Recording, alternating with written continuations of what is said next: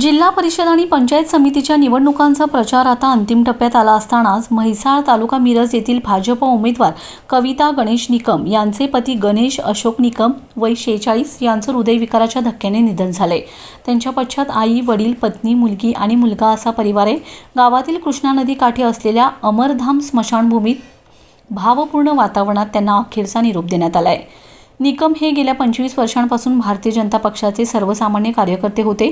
Miraj, Sangli, Kupwad manufacturing असोसिएशनचे व्यवस्थापक म्हणून देखील ते कार्यरत होते।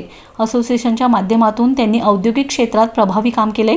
मिरज MIDC मधील औद्योगिक विकास होण्यासाठी त्यांनी विशेष योगदान दिले। भाजप पक्षात करत असलेल्या पक्षकार्याची दखल घेत त्यांना पक्षाने मिरज पंचायत समिती म्हैसाळ गणासाठी अधिकृत उमेदवारी दिली होती। त्यांनी जोमाने प्रचाराचं नियोजन केलं होतं। प्रचार अंतिम टप्प्यात आलेला होता। त्यातच रविवार दिनांक 1 रोजी हृदयविकाराचा धक्का बसला।